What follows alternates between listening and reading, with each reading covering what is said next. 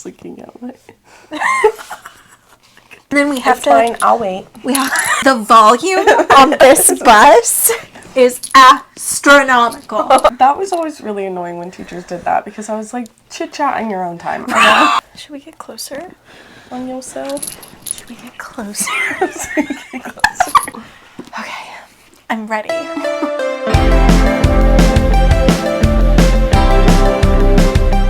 Welcome back. We're the Lit Ladies. Hopefully, as you guys know by now, you should. But this is our second video of reading a series together. And we're reading the Throne of Glass series.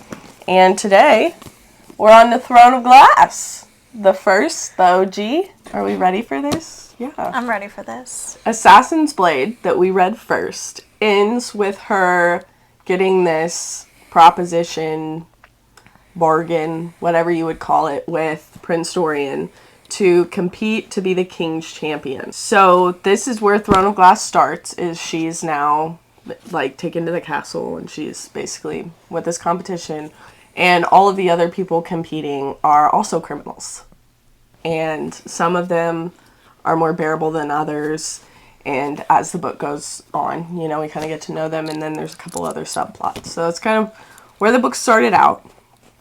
And we're going to start off discussing just the plot, obviously, of the book. The main plot being her competing in this competition. What were your thoughts on their strategy on her being Settle, like her alias, like the name that she was going off of? So I thought that the strategy of her being sort of remaining, what's the word? More like less noticeable, more invisible, was obviously not something she was going to be okay with. I didn't think that she was very good at it at all. No. Like her arrogance and pride like could not handle that. I was also like, why don't they want everybody to know she's a Darlin's assassin? Like, I was kind of confused as to why they would want to keep that under wraps. Like, because if you want your champion to win, and you want her to, like, everybody else to be afraid of her, but then maybe they thought that would put her more at risk, and that people would target her more, which I guess makes sense. But, like, she's already, like, a little girl. People are gonna, like, they're gonna be like, oh, she's easy, I can just kill her. And then they're gonna find out just how unkillable she is. So, like, either way, I'm not sure that it's, like, a phenomenal strategy. Sometimes I forget that they're teenagers, so there's the angst and the tunnel vision, so I get it. But I think she competed really well, but there were a few times that she would let her emotion get the best of her and would show off. I started to realize as it went on, there were things that she would do and the ways that she would act that I think she was scared and she was worried and she wanted to win because she wants her freedom. So I get it. I just think the strategy was kind of... And then the second plot that was going on along with this plot that's kind of building the world, building the actual conflict most likely of the series, were the murders. Yeah. And I don't know if you felt the same way, but that plot, very Selena's classic delusional thinking, oh, it's just a coincidence that they all died the same way. Okay, can I just say that, like, I actually made a note of this. Selena realized with a jolt that perhaps the champion's killer and Elena's mysterious evil force might be one and the same. Because Elena, this sort of fae queen from times past, comes to Selena in a dream and is like, there's something bad in this castle, you have to get rid of it. And Selena's like, oh yeah, it's also... It's not a dream, it's like she went into the... No, yeah, but like, it happens, like, it's sort of like intertwined with a dream. You know, like, it's kind of like you can't tell what's dream and what's reality sort of thing. But, so Selena is like, oh my gosh, the thing that's killing these champions is the evil thing in the castle. And it's like, I literally wrote, are you kidding me? I see that it was such a shift for her that I think she was trying to focus on the competition, and then magic has been gone for so long that that's something kind of unspoken. So there's I think she hesitates, and she also clearly doesn't know all of the history of, like, they were building on these symbols, the word marks, which the princess, that was a character that was interesting, and how she was very, can't quite figure her out. Yeah. But Selena just accepting, you don't want to know about the word marks, and her not, like, again, is her being delusional. I think she doesn't want more reasons to be afraid. There were times that obviously these plots kind of come together. Yeah. And the reason for the King's Champion probably goes into the subplots that were happening, and Cain and everything that was going on there, but it was a little bit...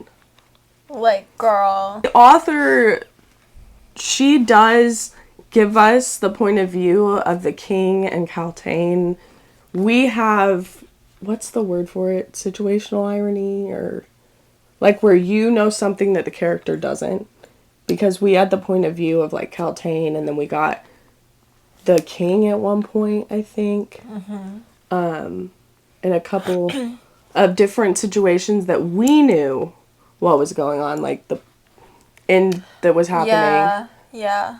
So there's part of that I think we have more of a perspective than Selena does.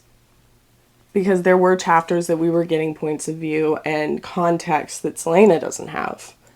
Not that that's necessarily, it's still... Yeah. She could have made the connection. Right. No, I totally get what you're saying. I just think, like... So like, maybe we're supposed to be frustrated to a certain extent because we know stuff Selena doesn't. But at this point, like, in the book, we hadn't really gotten much of Caltaine's point of view. Like, it was kind of... It was only in the latter half that we started getting her point of view. So I think, like... and I'm not trying to, like... you know, sit here and be like, this was dumb. But I do think it was kind of like, it was honestly like, I was like, are you serious? Like, you've got to be kidding me. Well, because it was like, they're dying under mysterious circumstances. It seems like it's like no creature we've ever seen before. Their brains are eaten out of their head. And it's like, yeah. And then a mysterious Fae Queen warns you about an evil force in the castle, and you're like, that's interesting, and completely unrelated to the fact that we have these killings going on that can't be explained. I think it's her effort of putting it in the back of her mind and doing the next best thing. But I do think towards the end of the book, the main thing that was starting to develop is magic still. In some way, there's some sort of power. There's something deeper there going on. And Cain was the main, he, at the end, like, everything kind of came together, but he was the one that was building that power, like, sourcing it somehow. And there were times that she was like, Cain seems to get bigger every day. Things like that. I think she knew, she just didn't, like she says multiple times in the book, she still hasn't accepted that Ardalan betrayed her. Arabin. All the names. But there were, again, I think she's just putting it in the back of her mind, trying not to focus too much on things. Yeah. Maybe that's something that we'll see her grow in, because it's in, like, an 8-book series, so maybe that's something that we'll see is her actually growing as a leader, growing in initiative, because Brandon Sanderson talks a lot about how the more initiative your character has, the more likable they're going to be, and, like, proactivity and likability are a correlative scale. So I think my main issue with Selena is not even that she's, like, arrogant and, like, selfish and, like, judgmental about other women, which I'm going to rant about later, believe me, but she, like, she's kind of proactive, but not really. But I think that that's probably part of her character arc. I think we need to relate to her in a sense that she's been through a lot and dealt with a lot, and clearly has, like, a big background to, like, the kingdom and how she thinks of... Just baggage that she's sweeping under the rug. And her moral compass, what her priorities are, where her loyalties lie. She's loyal, but as far as defined loyalties, we're not there yet. She, I think, mentally just doesn't have the capacity to think about all those things at one time and just take it on with stride. And so she's taking on this one thing with stride and staying arrogant, and everything else she's kind of sticking her head in the sand and is going to deal with it when she needs to. Right. Is it an appropriate way to deal with it? Maybe not. I know I, personally, if I was Selena, would hyperfixate on everything and just crumble into a ball of anxiety and probably get myself killed in the first trial. But I can see this being something that she's surviving. She's survived for a very long time. Yeah. And so she's not thriving right now. She's surviving. And it is admirable how she's able to kind of still hold her head up high. Yeah, on the vein of loyalty, there was a quote on page 293 that I really thought sort of like exemplified that. Even though she was ashamed of herself for believing such awful things about Nehemia, knowing that Dorian and Cale were safe made the misery worth it. So I think that just kind of like sums up that part of her psyche very well, is she doesn't want to believe bad things about the people around her, but she's often forced to. She wants to keep everybody around her safe, and that she's very like loyal to the people who have earned not even her trust necessarily, but just sort of like her respect, who she enjoys their company and can respect their point of view.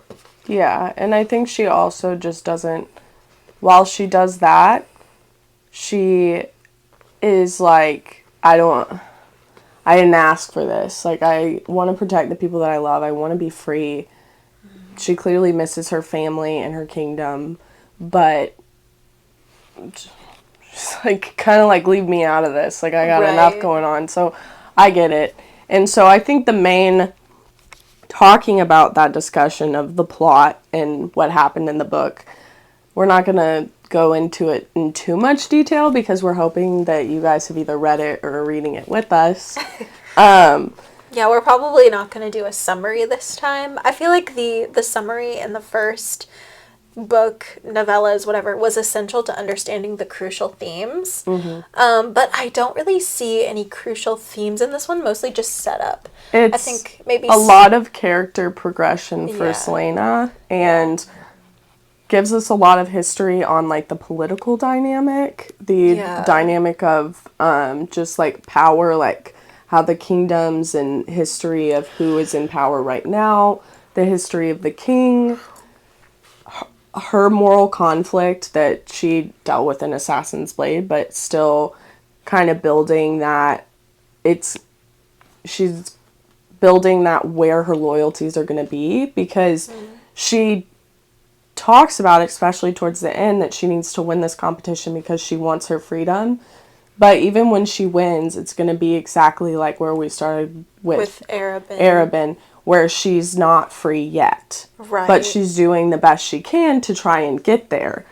And that's, I think, the main point. The main point of this book is to kind of see Selena in action and doing something that she clearly is very committed to. And she was like working out. She was getting fattened up, which was, I thought that was funny, the way that Dorian phrased that to her. He was like, you're looking better, like you're fattening up.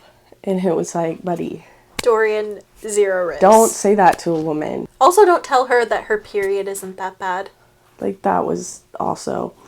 The period chapter did make me want to hurl myself out the window. Both of those men, I felt like I was on my period with how annoyed I was. When she was, like, groaning in pain, and Cale was like, I know how you feel. And it's like, buddy... And you're like, dude, just leave. Like, you've lost the plot, like, my dude. I know this is hard for you, and the thing's going on... Like, he was not reading the room at all. So, I mean, I did that. I really felt the way that Selena felt in that chapter, I think. But... Also, Dorian being like... Because, you know, the Christmas equivalent in this story is Yulemas, which apparently is just sort of like a night for debauchery type of thing. Like, you know, eat, drink, be merry. And Dorian is sitting there like, I want to have a very slutty Christmas. Dorian is, like, not my favorite. I feel like they're trying to make him, like, sympathetic because he's like, I get it. Like, I'm the only one who... I'm a girly who gets it, you know? Like, I just, like, the pain. I'm so troubled. The pain of the people outside these walls while we, like, frivolously... He just and has it's like, you're literally... daddy and mommy issues. Yeah, and it's like, you're literally talking about how you want to have a slutty Christmas. And then the next page, you're you're like, Selena, you must hate me because I represent the frivolity of the upper class. Literally pick a lane. And his whole being a ladies' man, and he was like, I would dated all these girls and stuff, but yet he's unbearable and kind of cringe is interesting. Zero riz. I think I literally, at something he said, wrote, like, cringe. On the discussion of the plot itself, I think that was the main. I liked it. I read through this book pretty quickly because of the trials and things were happening. Yeah. And it was interesting to get the different points of view. Mm-hmm. Mm-hmm. Her writing is compulsively readable, and I do feel like for the most part, it keeps a good pace. There were certain chapters that I feel like went nowhere and accomplished nothing. So it was like entertaining with like periodic bursts of tediousness. Yeah, we did get the character development, which is nice, which is good because I know this is a long series and there's probably some pretty relevant characters. So it's really introducing us to... I guess I would rather, like, even the tedious bits, I would rather there be a foundation for sort of like Selena's relationships. And rather there be more content than less, but, you know, to set up for, like, the future books and where they're gonna go. But that would be something that I would love to see less of in future books, is, like, just these, like, what was this, like, what did I just read?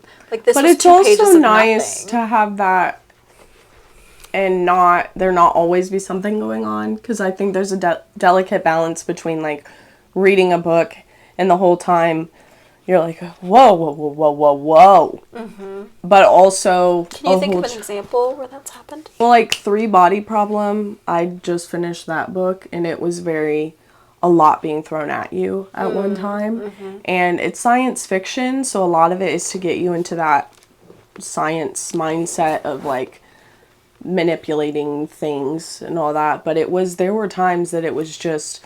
so much was being revealed at one time that, whoa, like, you're like, back up. Whoa, like, whoa. I had to reread the 3 pages because just so much was thrown at me. Mm-hmm.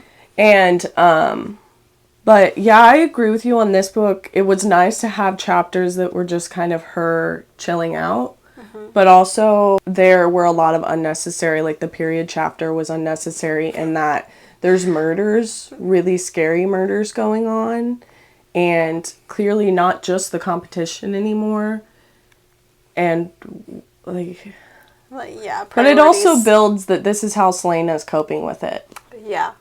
Which is, she isn't. What's interesting about this book, and I'm not sure if you knew this, but way back when this came out, like, 2013, 2014? This was actually pitched as a Cinderella retelling. Retellings were kind of a big thing, like, from, like, 2013 to about 2016 in, like, the book community. There were just a lot of them, and, like, people would make lists and, like, compare and contrast them. And this was always listed on the Cinderella retelling lists. And I think that's how it was originally pitched. I did like the times that she was, like, dressed up and things like that. So that was an interesting... That's an interesting take on it. I didn't know that. Yeah. Well, when she started getting dressed for the ball, I wrote, this is the moment where I remember this book is often pitched as a Cinderella retelling. I wrote it, like, all up this side of it. All up in his business. I also wrote on this page, which when we talk about the relationships, we can circle back to this, but I just randomly wrote, I feel like Kale is drawn to the healer in Selena, and she wants his approval because of her daddy issues.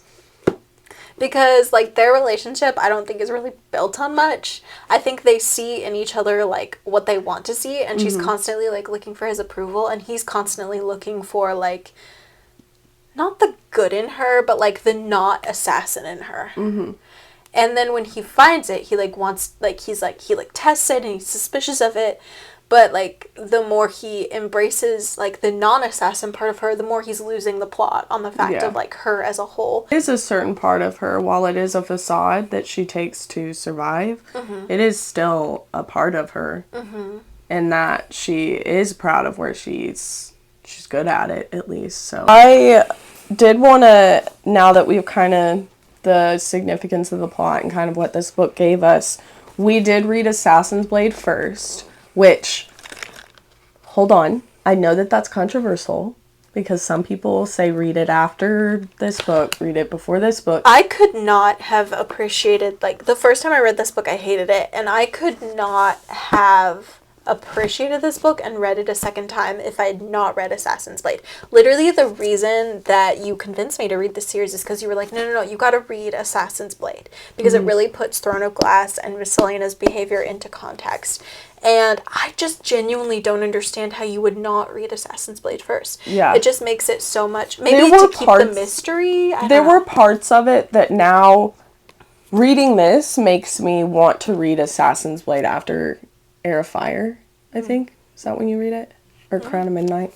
It does make me want to reread it because I have the context of where she came from, what happened to her family, things like that. It does make me want to read it. And we, in our Assassin's Blade discussion, talked about the Stag of Terrasen. We were like, what?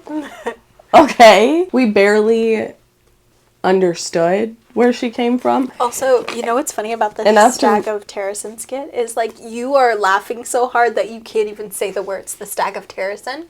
You're like, the Stag of Terrasen. So I had to, like, put it up on the screen so that people would know what the heck you were saying. After reading Assassin's Blade, the Princess of Iwe. Is that how you say that? I was sitting there like, Nehemia. Nehemia? Nehemia. I said it Nehemia. I've heard people pronounce it Nehemia, but go ahead. I can't even pronounce it. Without Assassin's Blade, her being suspicious of Nehemia would have driven me nuts because she didn't have a lot to go off of. Yeah. Because she's clearly fighting her own battles, and she is a very guarded person. She's in a position of power, close to her chest. So she's also in a very precarious position, just with the political climate. So her being like, I don't know what she does. Like, this is okay. I'm sorry. Like, you need to get to know your friend better. And it was something that would have made me be like, why are you so distrusting? Yeah. And she kept being like, I don't want to not trust her, but like also, and she would want to find reasons for it not to be her or like justifying it, and it was because of what happened with Ansel. Yeah. And if I did not have that context, I would have gotten very annoyed, and then when you find out that it was actually Cain, that would have just driven me nuts because it was obvious. And I think then if I had read Assassin's Blade later, of course I would have been like, oh, okay, well, now I understand, because it was when she was a teenager, she's like coming of age, like she had this experience that made her really distrusting of people, and she said in Throne of Glass, she was like, after something that happened, I have a hard time like trusting. Yeah, I remember that. I think I wrote, like, I think I even made like a note of like Ansel. Yeah. There it is. Oh my gosh, I can't believe I found that so easy. Selena had once met a young woman from that cursed land, and though she turned out to be both cruel and bloodthirsty, she was still just a human, and had still bled like one. So I think without that, I wouldn't have. I was reading through it, and while I was annoyed, I understood. I got it. So I don't regret reading Assassin's Blade first. I think I will reread it and enjoy it just as much. But some people say it has more of an emotional blow when you read it later. I don't know yet. Right now, I would be fine. I wouldn't cry, but who knows. So that was something that was interesting. Like, reading through it, I really appreciated how she wove in those novellas, and it made me appreciate how Assassin's Blade was written a little bit more, because of we're starting to realize how relevant those novellas are. Yeah. So I think that was interesting. And another context that we got from the Assassin's Blade, I know we talked about The Assassin and the Healer was one of our favorite novellas, and we find out she's talking to Kale about how when she was very young, hold on, I have it marked. Back before this became my profession, when I was almost too young to remember, I wanted to be a healer.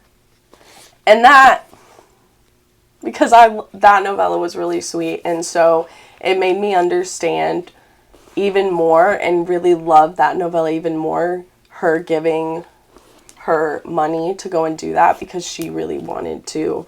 She identified with her more than I never suspected that was why she identified with her. I think she sympathized with her because she was also a woman who was in somewhat of a helpless situation. She was bound by her circumstances, and so she wanted to help her because she couldn't really do that for herself. And even more now, realizing that she wanted to be a healer, the opposite of an assassin. Yeah. Just is really... Selena is more complex than, we realize. And she's... Speaking of Selena's complexities, so one thing that I can't stand about Selena and that I really want to see growth in, and I'm gonna be watching for it because I really want to see growth in this area, is her treatment of women, specifically women who seem to be competitors in beauty, and also women who are just kind of like, I don't know what to call it, more like a courtier, or like someone who is sort of scheming to get their own way, but using their feminine wiles to do it. Because their facade and strategy is the opposite of Selena's. Yes. Essentially. Yes. So Selena, we often see how she treats other women and how she looks out for them and understands them and identifies with them. We see that with Ansel and we see that with Irene. However, the two women who are more using their feminine wiles to get what they want, Lysandra from Assassin's Blade, and in this book, Caltaine, Selena despises. And I think that that's really interesting and also really hypocritical. Well, just to back that up, she says, I hate women like that. They're so desperate for the attention of men that they'd willingly betray and harm members of their own sex. And it's like... But you're... Caltaine were in her head, and she says, no, she was tired of being a minor lady, waiting to be married off to the highest bidder, tired of petty politics and easily manipulated fools. So Caltaine is making a bid for the crown.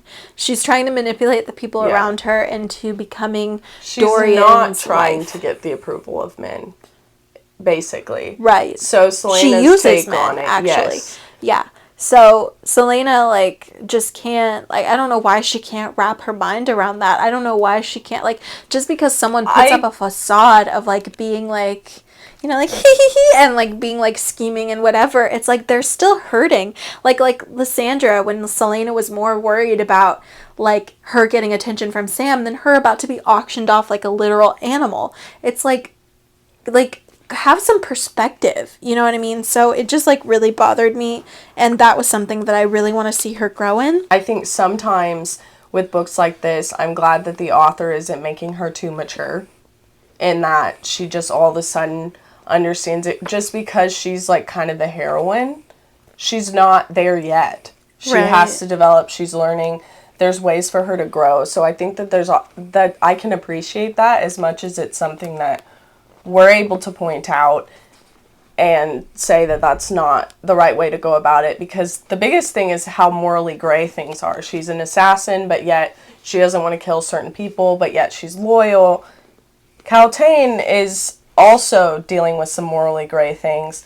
That doesn't make that any better or any less than Selena. And so it's kind of giving the perspective of not to put Selena on a pedestal, because that's something I think we can be tempted with the main character if it's written in a certain way to see them as they don't make mistakes. They always make the right choice. You don't want to marry Sue for sure. And Selena we're not putting her on a pedestal by any means. We're giving her a bit of slander. So it is good that I feel like... Slander.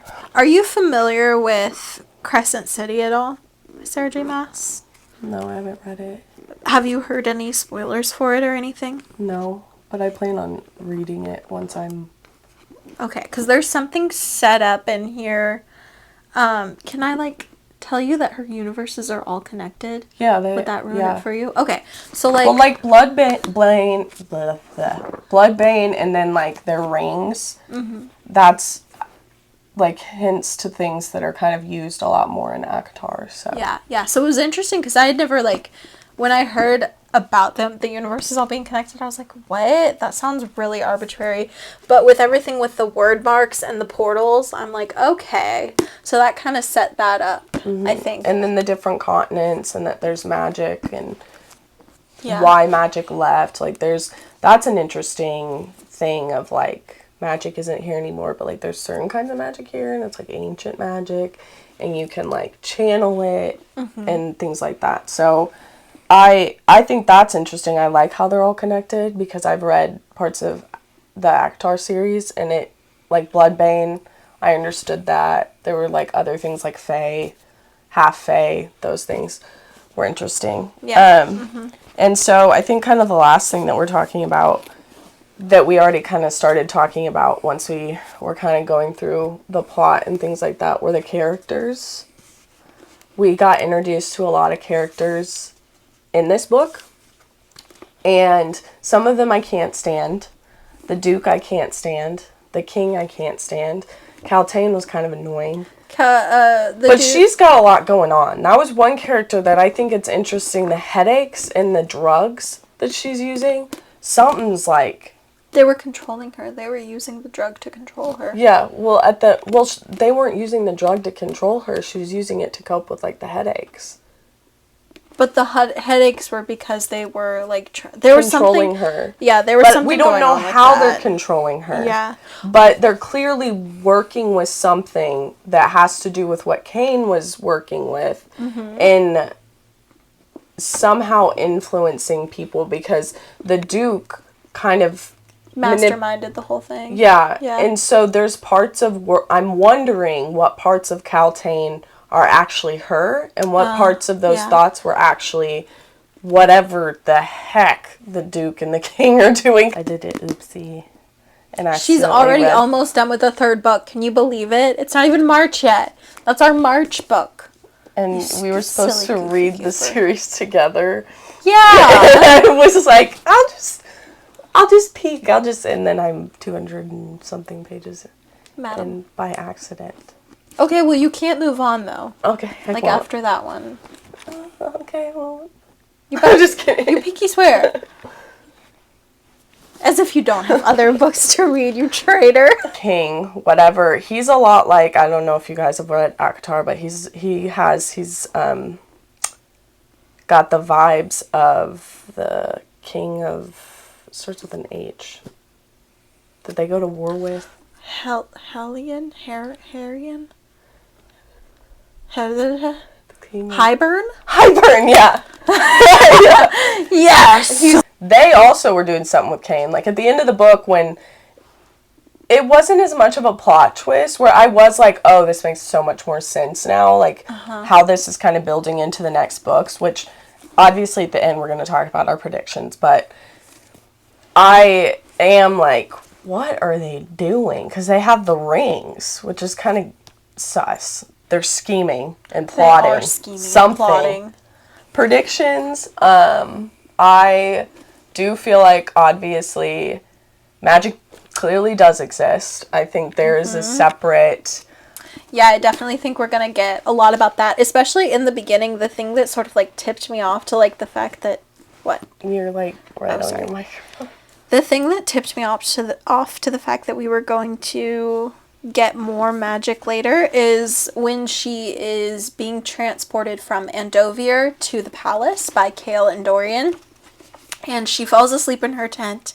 And then when she wakes up, it says this: small white flowers lay at the foot of her cot, and many infant-sized footprints led in and out of the tent.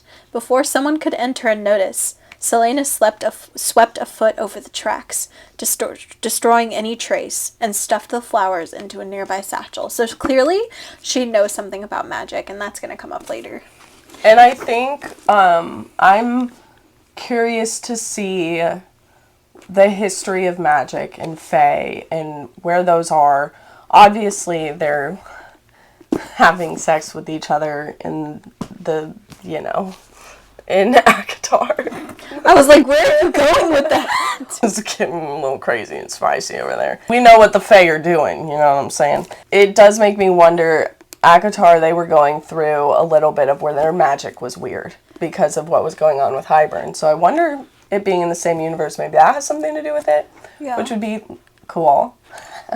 Very cool. But clearly there was like, I think of it like, I don't know, like happy, like sparkly magic, like, ooh, magic, heal, pretty, live for a long time, woo. And then there's like ancient, like the word marks, like you can summon magic and like kind of like cauldron, stir it up, like bubble. Yeah, there's like trouble. the like evil, like creepy heebie-jeebie magic. The heebie-jeebie magic. Yeah, I'm interested to see how that develops because clearly we have some heebie-jeebie magic.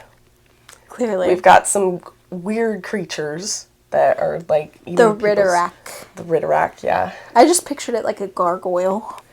But I am interested to see how that develops. I'm interested to get more of what's going on with Nehemia and her kingdom because clearly I think that they're more involved in magic and it's kind of trying to stay under the radar. And they're working with the remnants of what they do have. I think what Nehemia works with is more good and you know, and then Cain is... We should call it sparkly magic and heebie-jeebie magic. Yeah, heebie-jeebie magic. Heebie-jeebie magic. He's messing with stuff that I don't even think that they really know what they're... Because the king and the duke are like, we're experimenting with this, seeing how this works. We'll see the next step of here. I think that this is going to not go well. Clearly, I don't think they know what they're up against, what they're dealing with. Yeah. And what they're opening up. Yeah. They're opening up portals that maybe aren't going to be able to be fully shut, things like that. I think that will be an interesting thing to see the magic system that's developing. I like how she's doing that it's not all thrown in your face, because sometimes with fantasy it's like you have to get it all at once. Yeah. But I like that we're kind of getting... little bits at a time. Yeah, you're understanding a little bit at a time, which is nice. Well, it's also really lends itself to the story because you don't understand the magic system, but also, like, nobody really does because magic has disappeared. We're understanding how much Selena understands. She has context that we don't have that's probably going to surface, like the thing on her brow. Yeah. Like, clearly, she's got something going on. But... And I think it'll play into when we're learning about the magic system. I'm excited. It's going to be really interesting. So we are going to be reading, what is it, Crown of Midnight? Mm-hmm. We're going to be reading Crown of Midnight in March or in late February if you're Kate. The video for Crown of Midnight is... Oh my gosh. The video for Crown of Midnight is going to be going up in March. So we're just going to take it one a month. And then we're going to do... Or you could just read 2 in the same month, like me. And then we're going to read the last 3 like kind of in one fell swoop. Yeah. So, yeah. We're going to do the tandem read and things. So, I am excited to... I know that we didn't really talk about the romance that was going on, the trope and all that. I feel like it's too early. And I honestly, like Twilight, how there's Team Edward, Team Jacob, and it's like Team Kale or Team Dorian. Team neither. They all need to emotionally mature a little bit because that was getting a little much. Yeah. There would be times that like there's other things going on and it would be like, but she looks so beautiful when she's about to be killed. I'm not really a team anything. If I had to choose, if I was Selena and I was stuck on an island with the 2 of them, I would choose Kale because their banter is a little bit more fun. Kale has like underlying riz that sometimes, I like guys that are kind of like do their own thing and awkward. The athletic type. Yeah, and they're like kind of awkward and not really like focused on like women and things like that. Like kind of nerdy, which Kale seems he's very stoic. Whereas Dorian is just... So, what did you guys think of Throne of Glass? Did you think Selena is hypocritical about her views about other women, or do you think it's just that she's 18? Let us know down in the comments.